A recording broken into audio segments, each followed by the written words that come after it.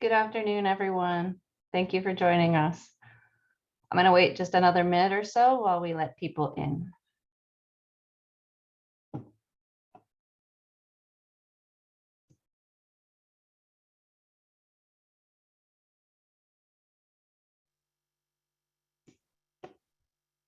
Megan, I see your question. Yes, we'll be recording this webinar. So thank you, Tommy, for doing that.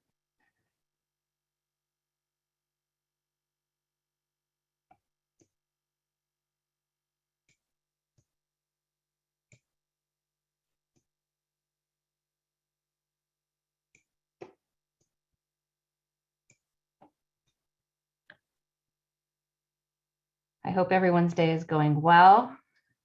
Mine started with some car trouble, so it's looking better as we get along through the day. So I'm just glad you could join us today. And it looks like most of our attendees have entered the room. So I think with that, we'll at least get started with our housekeeping. And thank you guys so much for being here. I wanted to introduce some of our presenters today. We have a short video from Dr. Edwin Gomez from RCOE, the Office of Education. And then we'll do a short presentation from No Kid Hungry. We'll hear from Redlands Unified about the importance of CalFresh outreach for students in schools. We'll hear briefly from Claudio at TODEC to share about CalFresh and public charge. Then we'll hear from Riverside County DPSS about Riverside County CalFresh onboarding and how your agency can help in promoting CalFresh. We'll follow up that with strategies to increase your CalFresh enrollment, and then we'll do closing remarks. I wanted to thank all of our panelists today and our presenters, and especially to Tommy on the back end for working on all of our screens and sounds. So with that, feel free to update your name on the sign-in list with your agency if you'd like. And we'll be responding to your questions either in the chat or after each presenter. So feel free to chat your questions or wait until the presenters are finished, and then we can allow you to unmute. We'll ask that you keep yourself muted while you are not speaking so that we can prevent any outstanding sound from where you're at today. And yes, the presentation is being recorded, so we will send you a link after the event is over today. So thank you all for being here. The intention of today is to really speak to how CalFresh promotion in schools is beneficial for both your families as well as the school districts. And so hopefully you'll get a lot out of our presentation today. With that, I believe we're ready to go. And we'll start with a short video introducing Dr. Edwin Gomez from Riverside County Office on Ed.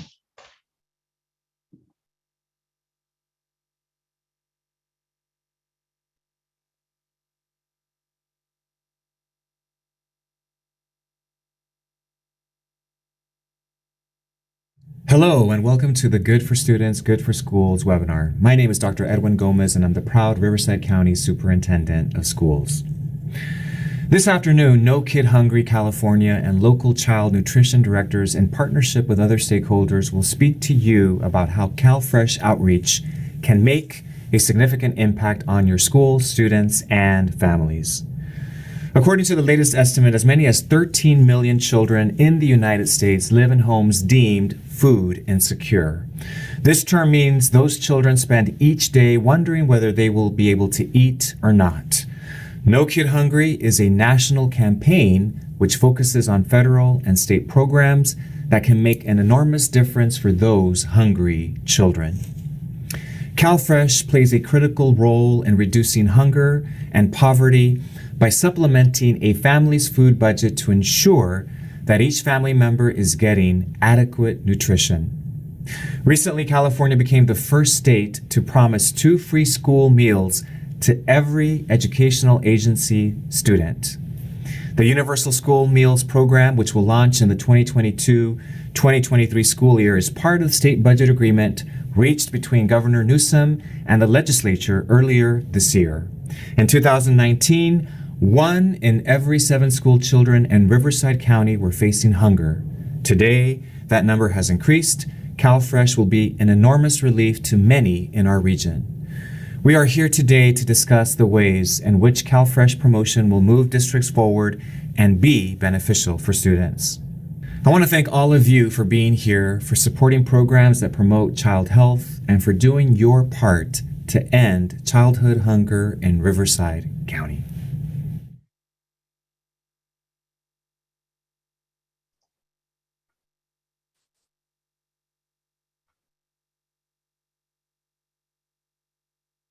Great. Well, hi, everyone. Thank you so much for allowing me to join you today. My name is Andrea Cuellar, and I am the program manager for Riverside County and Joubert Valley for the No Kid Hungry campaign. Next slide. I wanted to take a quick moment to introduce you or reintroduce you to No Kid Hungry. Our mission is to end child hunger in the United States, as we know it's a solvable problem. And No Kid Hungry strategy focuses on problem solving, working with local partners to identify and eliminate barriers for kids.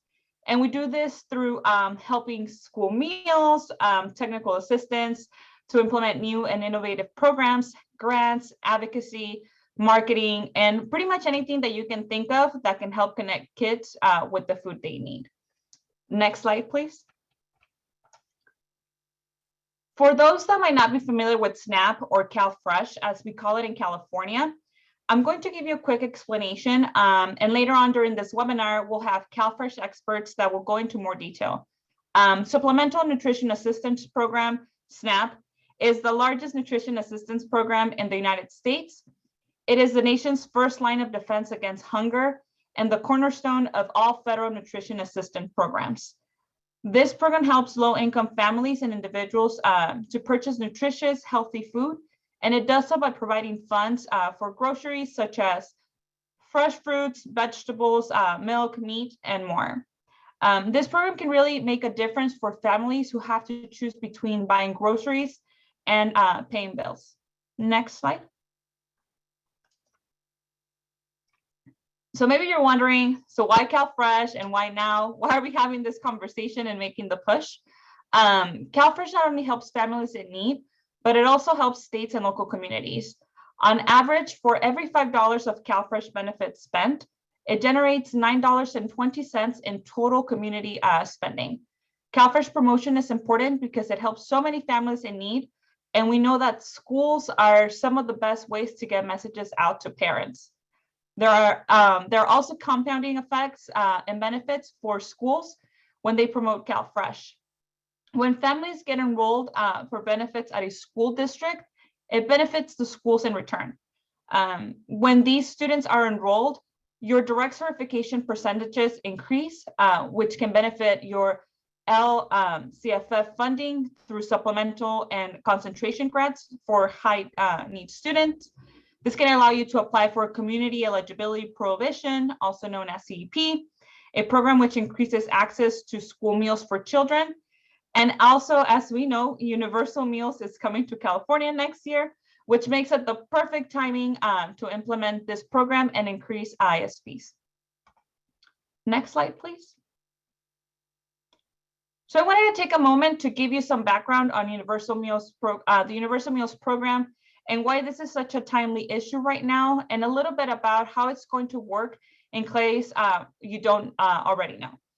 So with the passage of AB 130, California became the first state requiring public schools, county offices of education, and charter schools serving students in grades K through 12 to provide free breakfast and lunch regardless of their free and reduced price meal eligibility.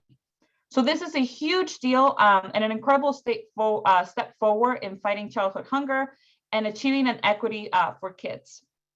But in order to sustain this program, it is critical that districts draw down as many federal dollars as possible so that the state can supplement the difference.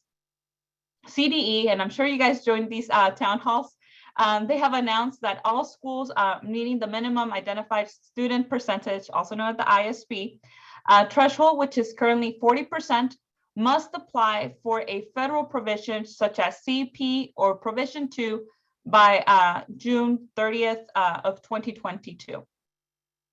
Next slide.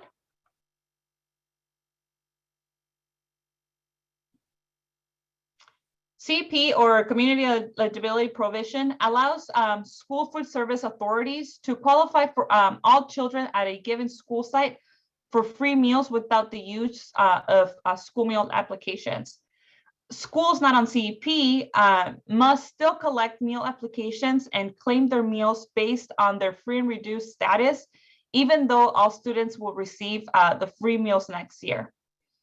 When they make their claims, they will receive the corresponding federal reimbursement dollar for the free and reduced meals, and the state will make up the difference. But those that are in CEP and the school's ISP is multiplied by 1.6 to receive the new percentage. This percentage will be the meals that are reimbursed at the free rate. And in most cases, this means that more federal dollars and a more sustainable universal meals program in the long haul. Next slide. So I wanted to talk to you about the CalFresh enrollment gap, but before I do so, I wanted to go over the income eligibility for a family of 4 for these programs. Most of you on the call involved in schools may already be familiar with the free and reduced price meal program, which can be significant to help families, but there is more that we can do to help these children when they're not in school by getting them connected to CalFresh. This ensures that they have access to nutrition at home, further setting them up for success when they arrive at school.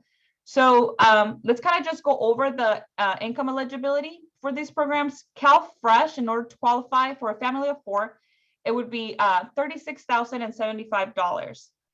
When compared to Medi-Cal, it's $38,295, and for the free meals, it's $34,060. Next slide. But as you can see, when we compare the enrollment, there is a significant gap, although the eligibility requirements are very similar. For CalFresh, we only have 100,000 students enrolled, or children. Let me correct that, children, not only students enrolled. And for free meals, we have 239,000. And for Medi-Cal, we have 307,000. So the huge enrollment gap between these programs can be due to many reasons. Parents might not know if they qualify. They might be fearful of public charge, which we will have an expert talk about, and then stigma or other. But since we're focusing in schools, we know that more families in the school district, more families in the school district are enrolled, your direct certification numbers rise to reflect the true need at your school sites. And this is kind of, this webinar would be kind of like our call to action to you all. So thank you for being here, and I hope you enjoy it. And I'll pass it back to you, Andrea M.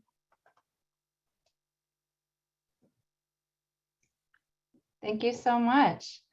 Do we have any questions for, for Andrea Cuellar? There are none in the chat, Andrea, in case anybody wants to unmute themselves and ask a question.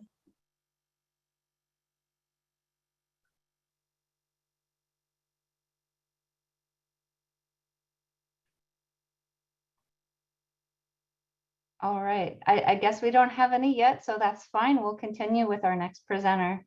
And I realize I didn't introduce myself. I'm not a great host. I'm Andrea Mori with Riverside Unified or University Health System Public Health and your Riverside County Nutrition Action Partnership coordinator. So thank you for being here. And our next presenter is Josie Perez from Redlands Unified School District. Thank you so much for joining us, Josie. She's going to share about how CalFresh and school districts in the nutrition world really can partner together. Thank you, Andrea. Good afternoon, everyone. I'm Josie Perez, as she said, nutrition specialist for Redlands Unified. I'm filling in for Betty Crocker. She sends her regrets for not being able to connect with you all today. But please don't hesitate to reach out to Dr. Betty or myself if there are any further questions. With that said, let's get started. Next slide, please. Let me start by telling you a little bit about Redlands Unified. We have an enrollment of a little over 20,000 students. We have 27 schools, 3 high schools, 4 middle, 16 elementary, and 4 independent and continuation schools. We are proud to say that we are 100% CEP with a free and reduced rate of 68%. Our school district encompasses 6 cities and towns, one being Redlands, the city of Loma Linda, the town of Mentone, Forest Falls, and also parts of San Bernardino and Highland. Next slide. So why is CalFresh outreach important to schools and students? Obviously, CalFresh serves our families, but CalFresh also serves our school district via direct certification, as Andrea had talked to earlier. Families enrolled in CalFresh assist with district funding for the unduplicated count. It also assists with school nutrition program funding when applying for different grants. This helps with our CNS budget, especially now with the increased prices of packaging and food. This definitely makes a difference. And with the help of CalFresh, this is one way we were able to qualify for CEP. With the direct certification, we were able to increase our ISP percentage. It also expedites annual district LCFF funding for further district processing of funds. Next slide. So we incorporated in our outreach to CalFresh via our web culture. The next couple of slides is an overview on how we connect with our families to CalFresh. During the pandemic, we did grab and go food distribution, and we found that a welcome station to be a great way to connect with families. Welcome stations provide information and they provide a way to get feedback from families. So we took this knowledge and we implemented it to our website. Next slide. We connect with our families by having an easy access nutrition button. With the help of Link, our website platform provider, our nutrition button is on all district websites. This nutrition button can be accessed on both the district website and also every school website page. The nutrition labeled radio dial is what we call it internally, sends family to our main CNS website. Next slide. So this is our main district webpage. Next slide. And at the bottom, second from the right, is the nutrition radio dial. Next slide. All right, and there you go. And then if you hit the next slide, Tommy. Oh, can you go back one? I missed it. So this is at the school site level, this being Highland Grove Elementary. So it looks very similar to our district site, but the nutrition dial is third from the right. Having this radio dial at the school site level is great for both families and colleagues to access child nutrition services. And when families click on the radio dial, they're taken directly to our child nutrition services website. Next slide, please.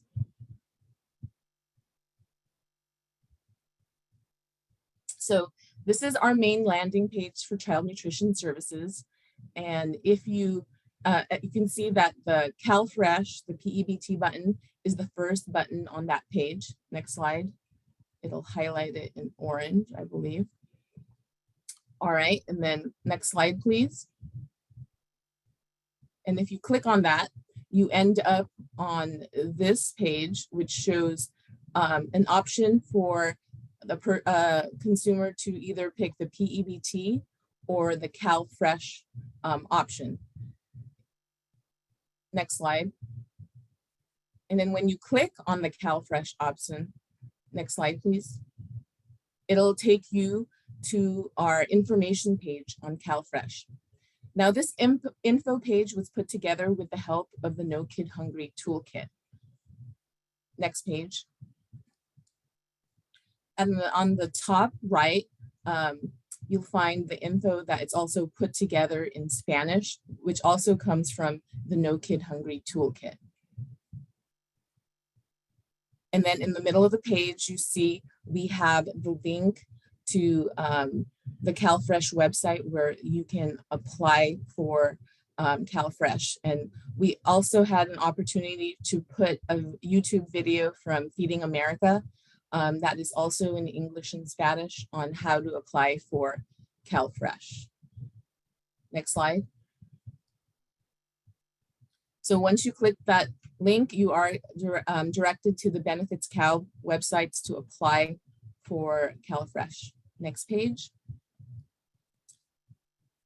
So to close out my presentation, I wanted to say thank you for having RUSD on today, and much love to No Kid Hungry for letting RUSD share what our collaboration has created.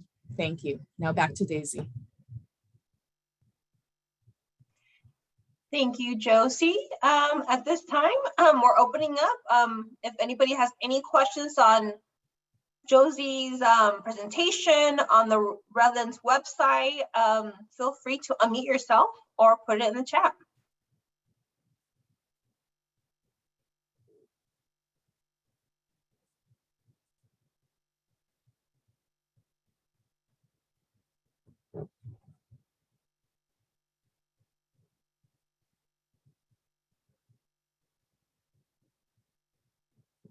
Andrea, it looks like we have no questions, so I'll turn the mic over to you. Yeah, I guess not yet. Josie, thank you so much. Redlands was one of the first in SoCal to really promote that CalFresh button. And I love the way it's on so many different pages. The access is just fantastic in more than one place. So thank you guys for showing us the way to promote CalFresh, especially on the websites. You're welcome. Our next speaker today is Claudio Koren, and he's a fantastic lawyer from TODEC Legal Center, and he's going to share a little bit about the changes with public charge recently. Thank you, Claudio, for being here. Thank you, Andrea, and thank you, everybody, for having us. My name is Claudio Koren. I am the attorney for TODEC Legal Center, a community nonprofit organization, almost 40 years in existence, working for and with the community. Let me talk a little about public charge. Public charge has been a concept, has been really a problem for the immigrant community, documented, undocumented people that at some point needed or were applying for particular programs, supplemental food assistance programs, because in particular, starting in 2000, in the previous administrations, that they used and converted the issue of public charge as a weapon almost against the immigrant community, with the idea was believed to stop people for applying for benefits, and was really a big impact in many programs. Public charge is a very old concept and a very old legal figure in the American legislation.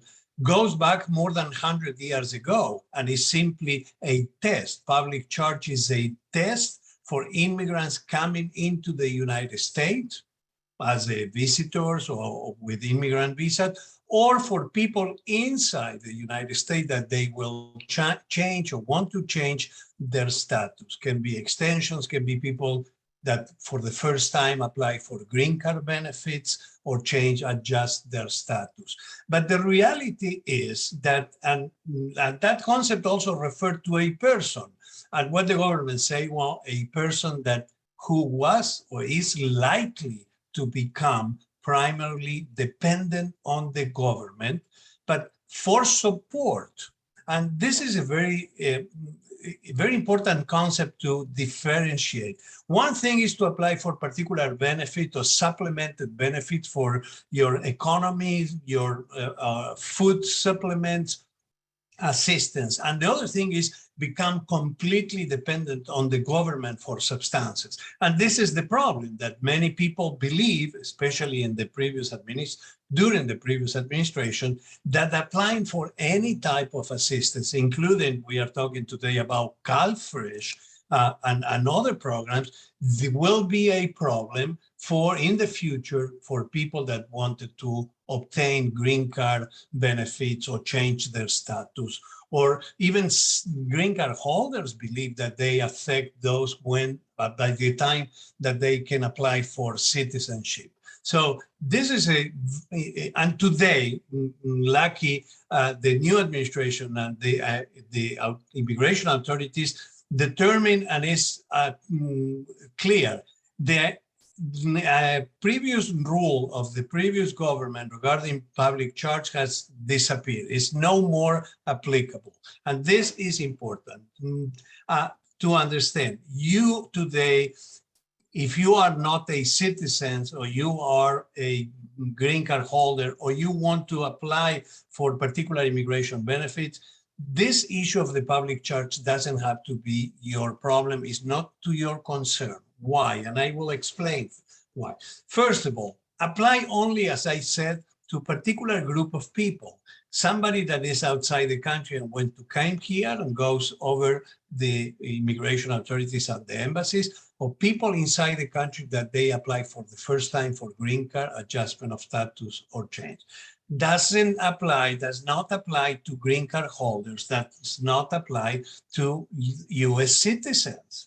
Okay, and also doesn't apply to a particular group of immigrants, and I will not take right now into much detail, but people that apply for immigration benefit based on being victims of crimes, particular situations, army service personnel, never apply, and even during the previous government, didn't apply to that particular group of people. Notwithstanding, the community was really afraid, and caused by many people against documented, undocumented, not to apply for particular benefits or not to receive particular benefit that they were entitled to. Remember, in particular, CalFresh. CalFresh is not a public cash assistance programs.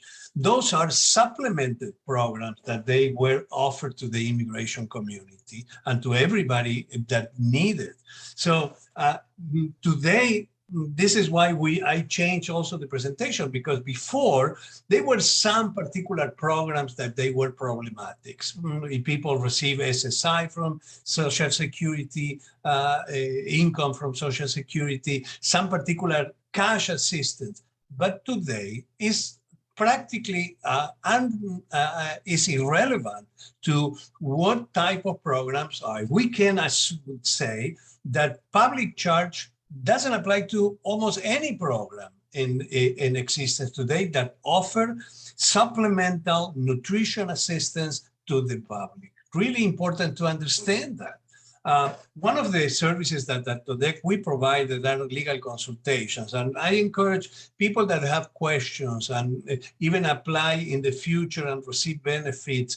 If you have doubts, make an appointment with us, make a consultation, and we can clarify and tell you. But in general terms, remember, public charges no longer apply in the way that the previous administrations wanted to do it.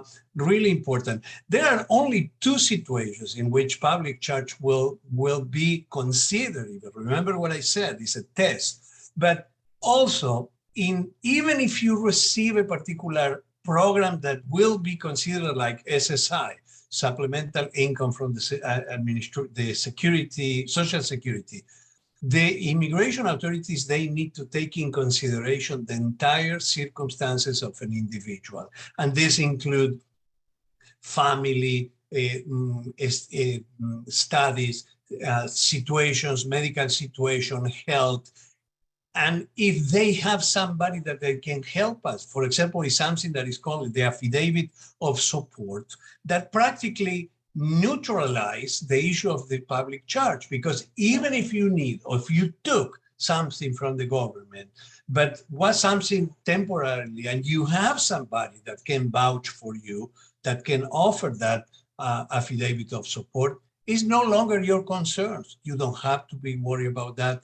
We always say, you don't have to be worried and applying for any of those programs for you or for your family. One of the problems that we confront all the time before was that people that they didn't even want to apply for benefit for their kids, that they were citizens, because the parents of the family, they were undocumented or they were immigrants, and they didn't even apply for their kids or families that they were already US citizens.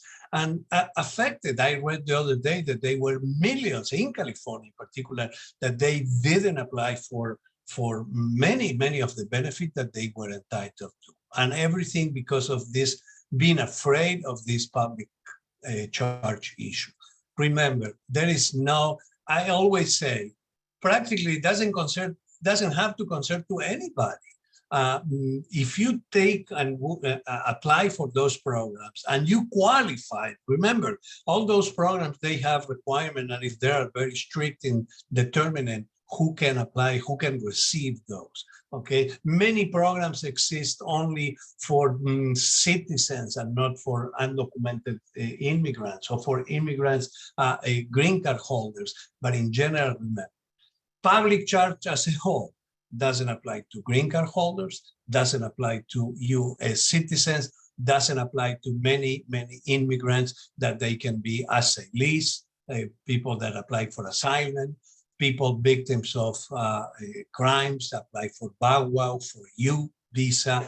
They don't have to worry about that one.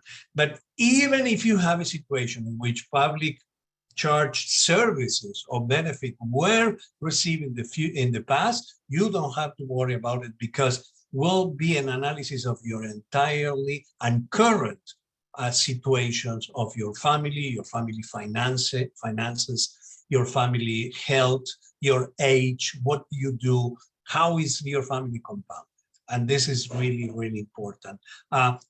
We have today, and lucky, and not only in California, but in particular in California, we know that all the wonderful programs that offer supplement help to the community, everybody can apply and receive it without being afraid of that issue of the public charge that really, as of today, become almost obsolete.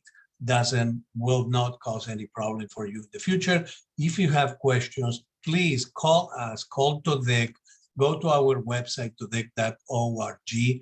If you have questions, we can help you to figure it out. We can help you to answer, and we can assist you with many other services, okay?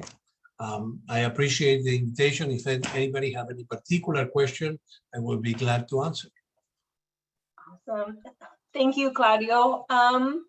We do have a question in the chat, and it's, does TODEC assist people with gathering or submitting documents for benefit applications?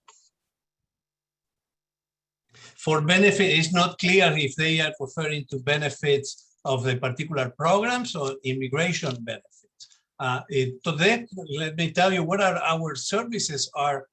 We are a legal services provider in terms of related to immigration. We help people become citizens, apply for DACA, for renovation of green card, sometimes for particular petitions, familiar petitions. And the other hand, also TODEC is an organization that helps to administer particular type of programs, okay, that has to do how to connect or how to distribute. And we are involved in distribution of food for particular areas of the population, agricultural workers.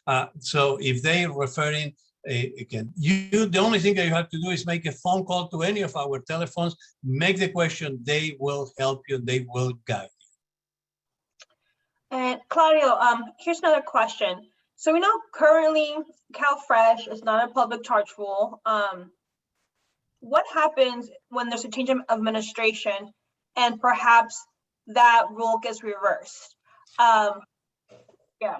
I wouldn't worry about that one. First of all, because there is, even with the previous administrations, the Trump administration, what they tried to do, where they expanded particular type of concept that they say, well, if you receive more than the specific amount of benefits in a particular time frame, we will consider that one. But the general principles of the public charge analysis was never changed. And I said before that has to be an inclusive analysis of the situation of the individual.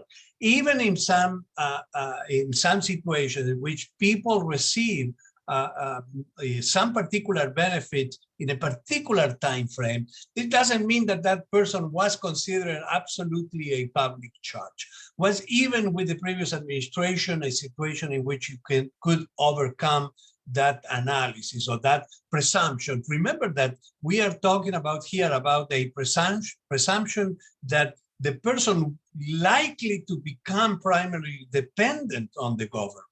And if you are talking about that in some point and you receive a particular benefit, this is not the indicator that you need that program, because otherwise you will be in the street and you will have nothing to eat. And in the other thing is this: many people with CalFresh, although that CalFresh is for individuals of low income, right? But many families, they apply for those particular programs as a supplement. And they work and they receive that one and apply for a particular members of their family. So I wouldn't worry much today, but you know, if something the previous administration taught us was that things can change really quickly. This is why we always say, look, if you are a legal permanent resident, become a citizen. Don't continue to be a legal permanent resident for 30, 40 years. It's a temporary situation. Something may happen, they can take away your status. If you are undocumented or you are in another status, make a phone call to us, make us legal consultations, let us help you to see maybe you have an option to obtain immigration benefits and you will not longer be afraid of those kind of situations or change in government. Thank you so much, Claudio. I really appreciate your presentation. And those are all the questions. Andrea, I'll pass the mic over to you. Thank you. Thank you, Claudio. TODEC is one of our valued partners that really help with being an assister to connecting people to the benefits and programs that they may not be aware of. And so we're going to spend some time today with Riverside County Department of Social Services talking specifically about CalFresh benefits, but also how they work with assisters who can help our community in various ways to know what their eligibility is and how to get assistance with applying. So I'm going to introduce Andrea Joubert from Riverside County DPSS to share us the nitty-gritty about CalFresh.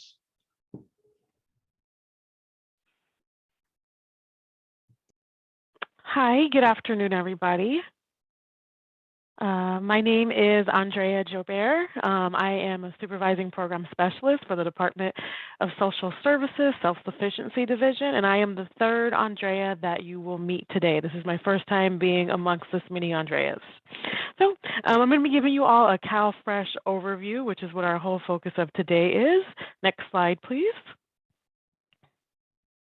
So as mentioned earlier, when we first started, the CalFresh program is known federally as the SNAP program, the Supplemental Nutrition Assistance Program, but here in California, we refer to it as CalFresh. With CalFresh food benefits, you can buy more fruits, vegetables, and other healthy foods for your family to stay healthy. Eligible customers are issued a monthly benefit that can be used to buy most foods at any market or food store, convenience store, thing of that nature. One thing that people don't really know is that you can also earn income from working, self-employment, your own business, unemployment insurance from having CalFresh. Most people think that you have to have zero income, but you can actually have various types of income to receive CalFresh benefits.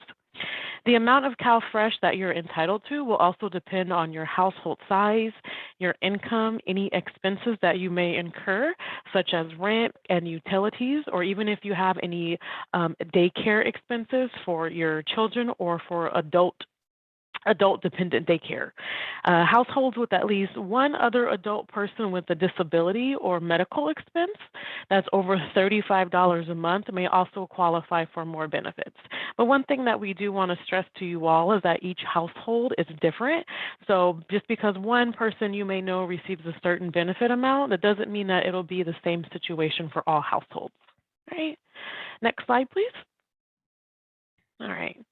So to apply for benefits, you may need to supply some of the following documents, which are a picture identification, proof of immigration status if not born in the United States, social security numbers for all persons in the household, proof of any income, which will also include pay stubs from your current employer, award letters if that individual is a college student, or if they're receiving any type of social security income, we'll need a copy of that award letter, or child support income or expenses that you may have, proof of housing and utility costs, such as your rent receipt, or if you pay a mortgage receipt, utility bills for heating and cooling.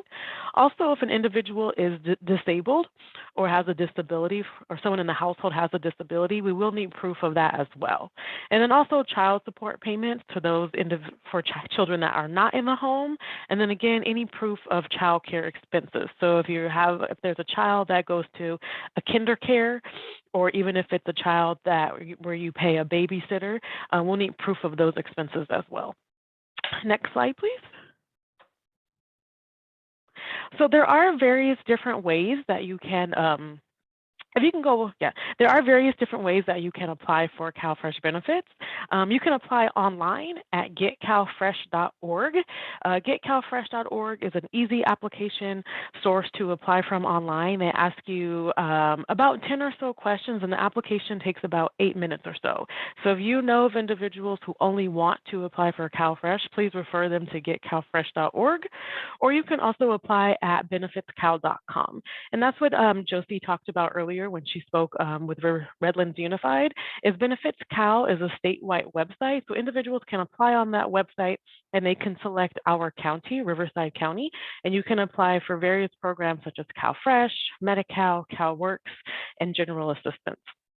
If you know individuals who are not comfortable applying online, they can also call their local DPSS office and use our interactive voice system, which we refer to as IVR, at 877-410-8827, and request for an application to be mailed to them.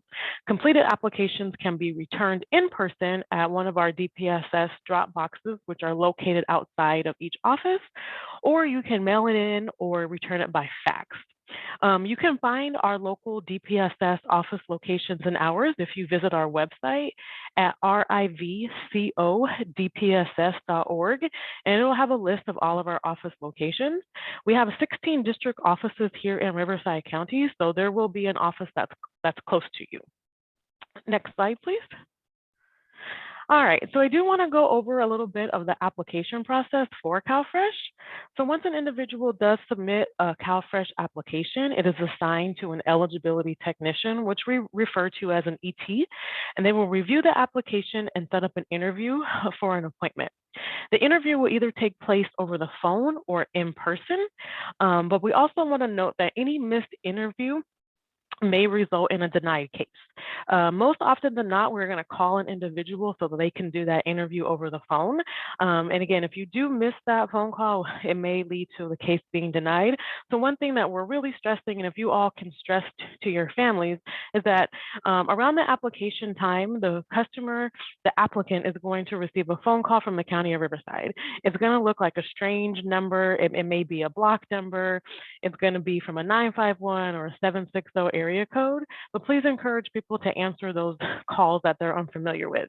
And it's kind of, hard these days because we get so many spam calls and we automatically click deny when we receive those calls. But please encourage individuals to answer any calls from an unfamiliar number around the time that they apply for CalFresh benefits. Applicants are required to provide verifications within 10 days. So the verifications that we talked about a few slides ago, as far as proof of income or utility bills, we need those within 10 days. If we don't receive those within 10 days, then we may have to deny the application for CalFresh benefits. If we do any type of notification that we do send you out, we refer to it as a notice of action or a NOAA. So we will send a NOAA to the household indicating the outcome of their case. And that outcome could be with the approval, indicating the approval amount that you will receive for CalFresh benefits, or it'll indicate in a denial. And that denial could be because we missed your interview, or because you didn't turn in the proper verifications, or because the household is over income. Next slide, please. So with your CalFresh application, we also do have a program called Expedited Services. The county has 30 days after the application is received to determine eligibility for CalFresh benefits, and 3 days from the date the application is received to review it for expedited or emergency services. We call it ES on our side of the house.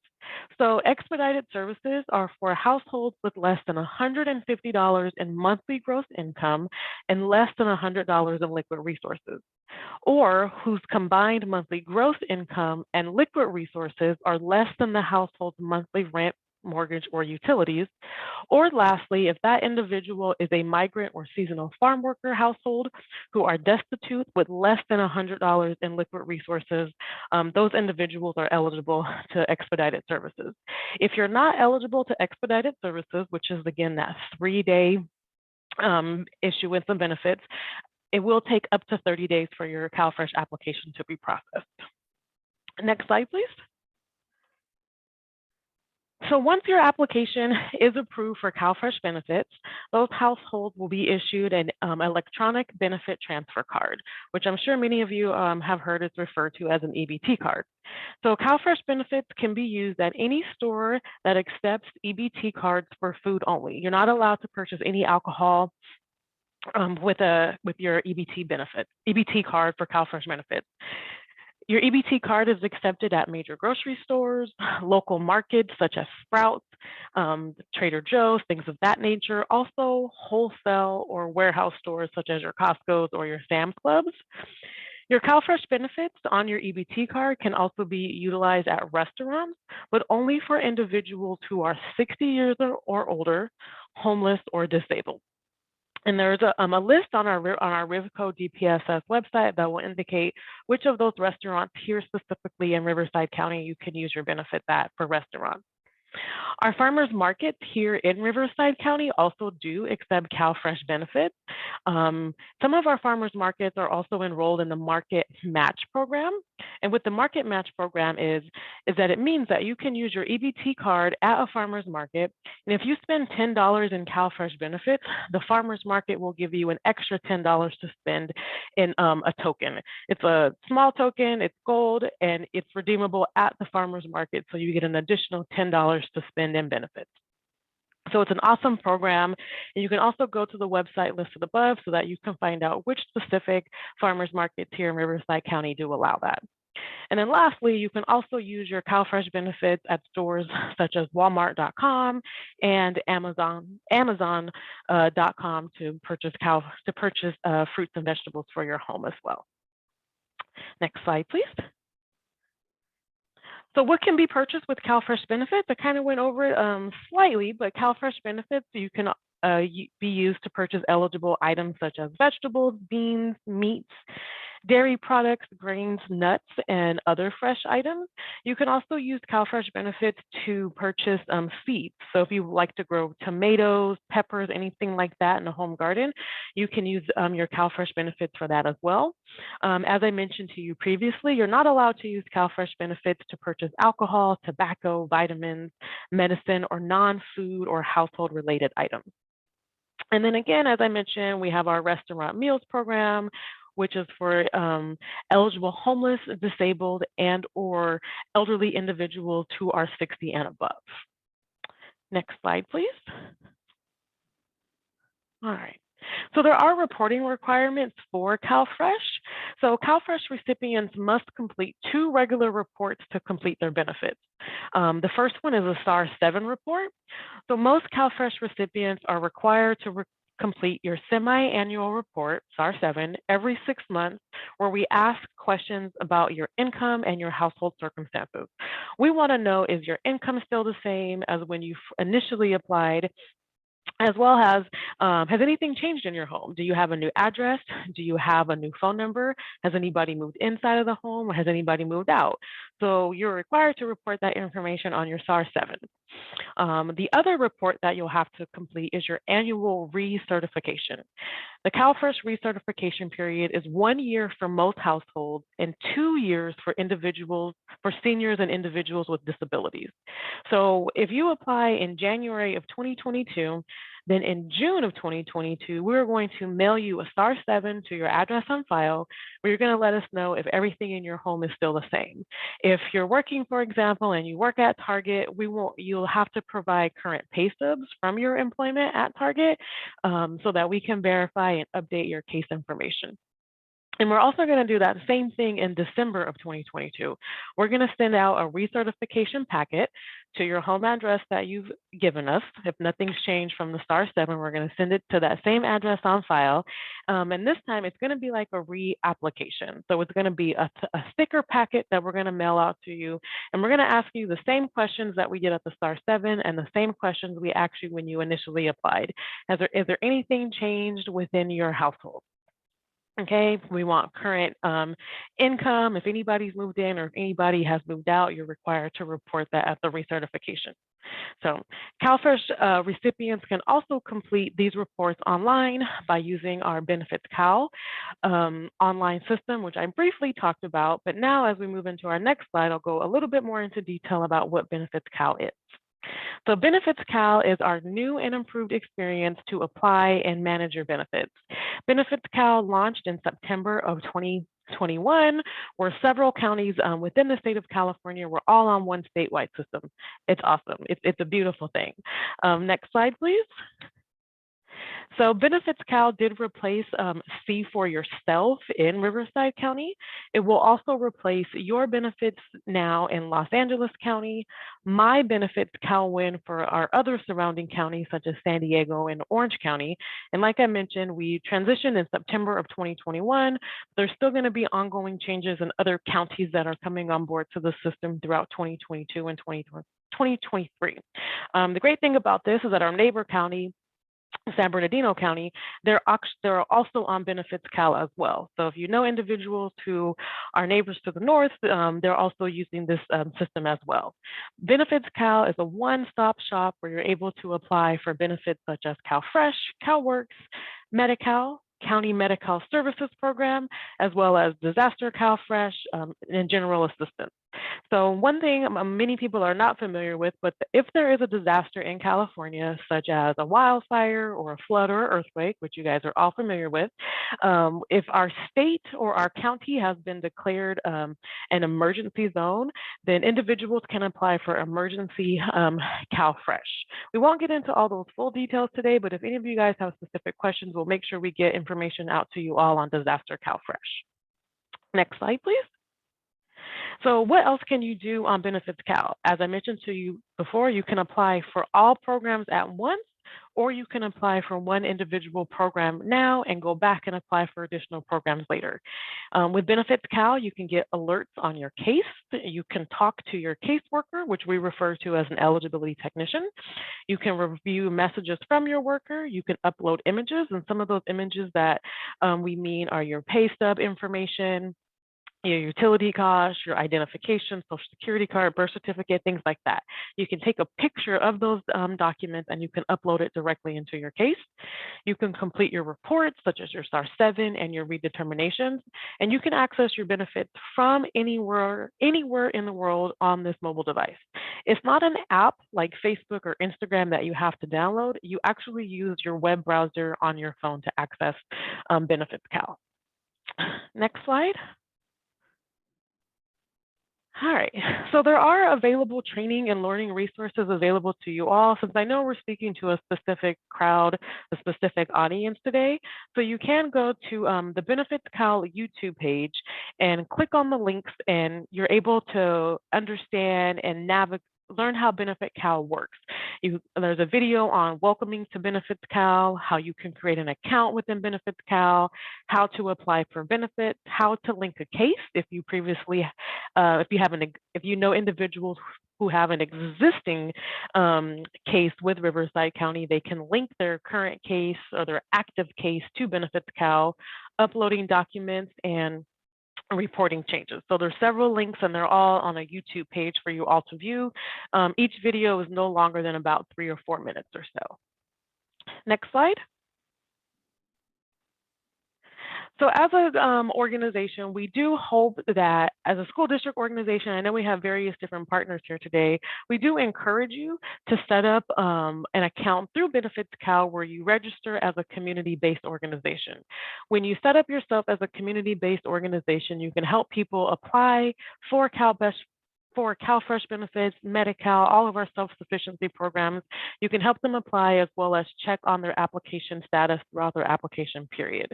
So what I've provided here on the screen is a screenshot of the Benefits Cal website and where you would go to click on the link to become a community-based organization. Next slide, please. So when you register yourself as a community-based organization, you're referred to as an application assister. And as an application assister, you will have access to a dashboard that shows you the following. It will show you applications, including case statuses that have been approved, pending, or denied for individuals that you're assisting. It's not going to tell you that you helped Mary Smith and her application was approved on April 20th and she's getting $100 in benefits. It's not going to give you details at that level, but it will tell you that Mary Smith's case has either been approved, pending, or denied. It will let you know if that application is in progress, if it's been submitted, that it's been received, processed, not accepted, or that documents or if there's documents that are needed. So there's a whole host of information that is provided to you when you registered as a community-based organization. So there is a link within this PowerPoint that if you do want more information on how to become a community-based application assister, it will take you to, again, another YouTube page that will, again, it's another video that will show you the steps to go throughout that process. Next slide, please. So just to give you guys a little bit of an overview of what kind of organizations that have already registered as Benefit Cal partners, we have about 50 organizations that have signed up. So this is just a glimpse of the different organizations who are Benefits Cal community-based organizations. The Community Settlement House, which is here locally in Riverside, Faith in Action, Palm Springs Unified School District, Volunteers of America, Desert Health Springs Healthcare. So I do hope that you all will take the time to review our Benefits Cal YouTube links so that if you are interested in becoming a partner, that you have all the information that you need. So thank you for your time. Great, thank you, Andrea. And we do have a couple of questions in the chat. So Andrea M, flag me if in case I go over time.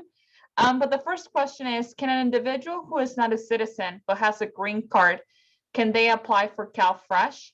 And I guess adding on to that, if yes, are there certain year limitations? So any individual who is, we encourage anybody to apply for CalFresh. So whether you're a citizen or not a citizen, like I mentioned before, everybody's household is completely different. So let the eligibility technician and their expertise in the CalFresh program make that determination. If you have a green card, please apply. If you're not a citizen, but you have children who are citizens, we encourage anybody to pick up that application, phone, call, or come in and apply for CalFresh benefits. Great, thank you. And another question that we have from Monique is, are there any locations or technicians where someone can get assistance filling out their application? So we do have, like I mentioned before, and I can, as part of the toolkit that we did help create for this presentation, we did list out all of our community-based organizations. In the presentation, I only gave you a snapshot, but we did list out all of the partners who can help individuals fill out their applications. Like I mentioned, there's about 50 or so, and we broke them down by churches, nonprofit organizations that are here in Riverside County that can provide that assistance. Great, thank you. Another question that we have from Brenda Ricarte: if an applicant misses the interview call because of work, what is the best way for them to get a hold of their caseworker or to reschedule the call? So if they do miss their interview, one of the things that's great about Benefits Cal is that you can have that communication with your worker. So you can message your worker within Benefits Cal and let them know that you missed your interview, you want to reschedule. On top of the notices of action, so when you apply for benefits, you're going to get a notice of action that says your worker is Andrea Joubert, and on that letter will be my phone number. So you can call me if you miss a call from me, if you miss your interview, my name will be on top of that notice of action, so you can call me back. You can also make that phone call to reach me at our through our IVR number, that 877 number that I mentioned in the presentation. So the easiest way is to just call. If you're working with a community-based organization, they can also assist you as well in getting that support and getting connected to your caseworker. Thanks so much. And the last question that we have from Monique Rodriguez is, we have a cafe at each campus location. Is there an application that needs to be completed by our district in order to accept CalFresh as a form of payment for food purchases? I don't have a direct response for you, Monique. I can do some research and find out how your cafe can accept CalFresh benefits, but I don't unfortunately have an answer for you right now, but I will make sure to get an answer to your question. Great, thanks so much. Back to you, Andrea. All right, thank you so much. Thank you, thank you. I know everyone has so many specific questions when it comes to CalFresh eligibility and enrollment. So thank you for taking your time to share a lot of that information. Our next presenter is Daisy from No Kid Hungry, and she's going to share a little bit about how you can help increase CalFresh enrollment locally. Thank you, Andrea, and hello, everyone. For those that do not know me, my name is Daisy Munguia-Pinon, and I'm one of the associate directors for the No Kid Hungry campaign, California, and I also live in the city of Riverside, so I'm very excited to be here with y'all today. Next slide. So many of you have heard of this bill already. We have talked about Senate Bill 708 that requires school districts and charter schools to put the CalFresh application link on their website if they also have the mere application. This bill passed in 2015 and it was very unknown to charter schools and public school districts. But we have talked about this during CDAT meetings, during QCC webinars, and I'm really happy to see that we have changed this. And for those school districts or charter schools out there that do not have the CalFresh application link on their website, just know that if you do have your new application online available to families, you're also required to have the CalFresh one. So next slide. So we saw at first there wasn't many school districts that had the CalFresh application link on their websites, and we created a challenge and we were trying to change this. And I'm happy to report that so many school districts have done this in Riverside County. And I wanted to show you an example of Coachella Valley USD, who did a really great job on adding the CalFresh application link. So I really wanted to point out how they not only added the icon for CalFresh, but they added a short blurb, both in English and Spanish, that describes what the program is. I think that's extremely important. As I have looked through many district websites across Southern California, some of them have put the CalFresh application icon and link application on the nutrition website, but it's hidden. It's behind different tabs. You have to search for it, or they just have the icon there on their websites. And for a family who is not familiar with the CalFresh program, if they see just the icon, they may not know what this program is, you know? So I really like the fact that they have the icon. The moment you click on their nutrition website, it's right there to the left. They have messaging in multiple languages, and then they have the link for families to apply. So I really wanted to show this example in case you already have the link on your website. Is there anything that's missing, or what could you add to it? Next slide. And then here's another example from another district. This is from San Bernardino County, how they added a graphic for CalFresh. They added a short blurb, and both the website for Benefits Cal or 211 where they can call for more information. So I really want to give y'all these really great tips of add more than the icon. Make sure that it's easily accessible and visible. Add a short blurb or graphic, and then add the application link to whatever the CalFresh icon is on your website. I even want to, recommend to school districts that if you have it on your nutrition website, try to get it also on your district website, or you might have a Facebook page. And as we know, a lot of parents and families get information via Facebook. A lot of nutrition departments for school districts have Facebook pages. So why not put the icon, a short blurb, and the link also on Facebook? As we know, schools are one of the most trusted sources of information for families. So let's see that we're taking the extra steps to make sure that we're really bringing awareness and engaging your families on CalFresh. Next slide, please. So I talked about, SB 708, that many people did not know about this bill a few months back. And we did a CalFresh challenge across 3 different counties in Southern California. And one of those was Riverside County. And I'm just really happy to give all my Riverside folks a huge shout out. Before the challenge, only one school district in Riverside County had the CalFresh application link on their website.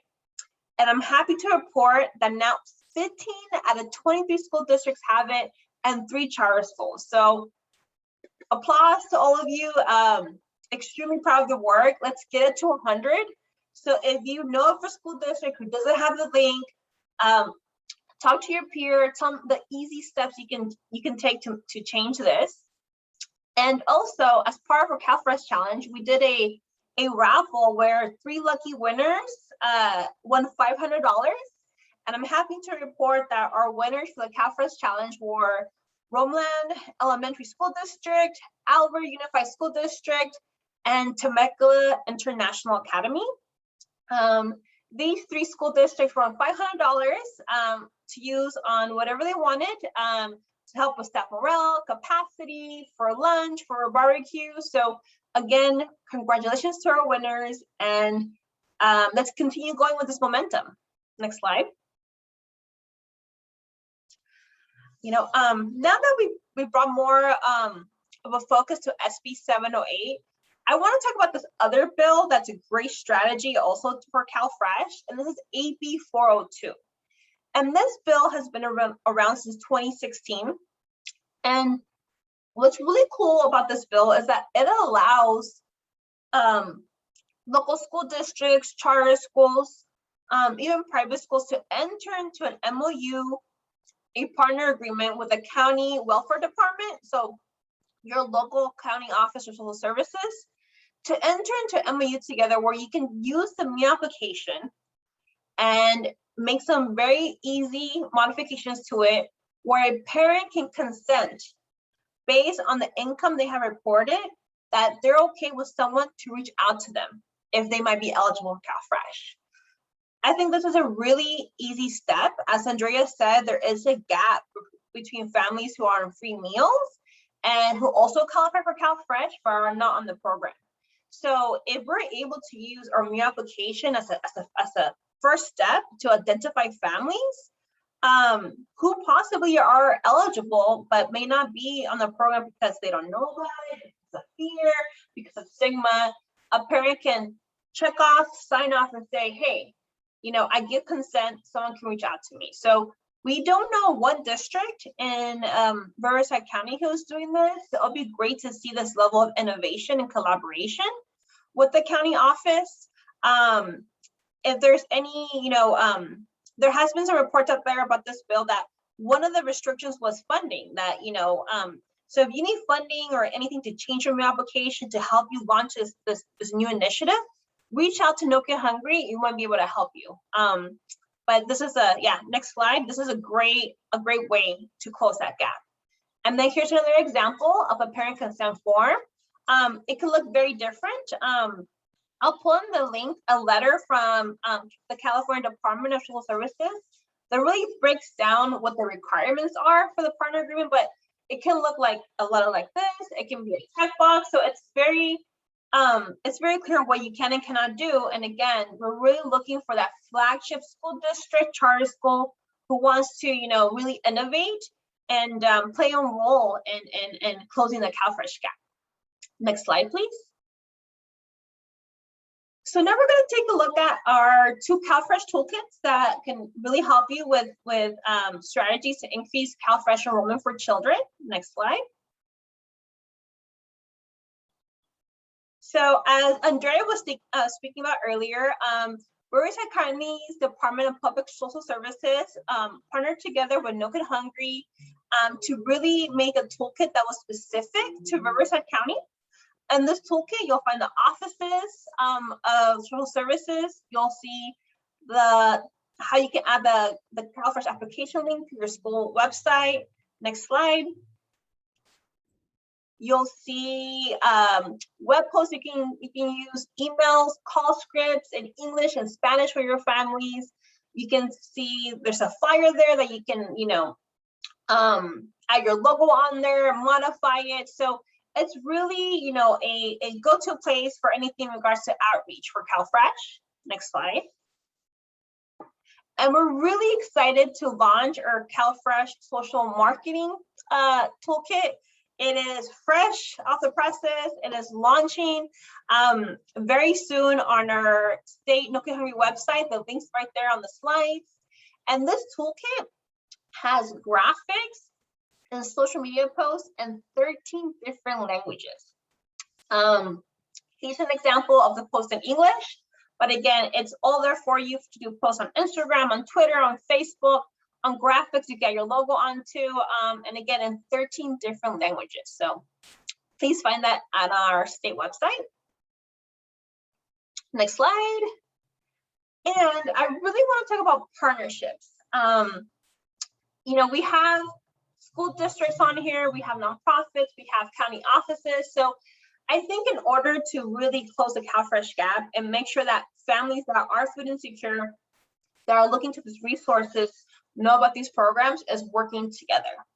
So I really want to, you know, if you're a district that needs to be connected to a CalFresh sister or, you know, the local Riverside CNAP, let us know. No Kid Hungry can connect you. We can find those partners with you that we can do like a CalFresh event, maybe at your summer meals kickoff, maybe at your back to school night. We can work with different departments of the school district outside of nutrition services. So we just want to really just talk about collaboration and partnership. We can you know, share best practices from other counties nearby. So reach out to No Kid Hungry. We can definitely connect you with different people to help close this gap. Next slide. And my last slide we do have grants available. We have No Kid Hungry grants available for school districts and charter schools for summer meals, CACSP, how to operate a nutrition hubs, for breakfast after the bell, and for CEP, But more specifically, we have grants available for CalFresh. And these grants are available both to community partners and school districts, focusing on CalFresh enrollment for children. I do have to say children. The No Kid Hungry campaign focuses on families and kids. So if you have a great strategy, a school-based strategy for CalFresh, maybe using CalFresh champions, using promotoras, doing an event at a summer kickoff, please contact Andrea Cuellar. Our deadlines to apply for CalFresh grants are April 29th and May 30th. We're extremely flexible and we're open to any creative ideas out there on how to reach families that are in need or eligible for CalFresh. Next slide. And that is all for me. Thank you so much, Daisy. Andrea, do we have any questions? We don't have any questions in the chat, but please feel free to put them in or send us an email and we'll make sure that we get back to you. Thank you, Daisy. Thank you. Yeah, I think it's so important that our schools, our universities, our community partners all take a little piece of this toolkit and see how we can help to raise CalFresh awareness throughout Riverside County. They depend on our school nutrition department so much for food, and just being aware that there's other services they're also eligible for that can help them pay for food. So it's not all relying on the school nutrition department, but there's CalFresh and there's WIC and there's the Market Match program, and there's so many great reasons to look into your eligibility and put a little bit of that relief on the families that they can pay for food for their own groceries as well as the school nutrition programs. So I want to thank you guys all for your time today.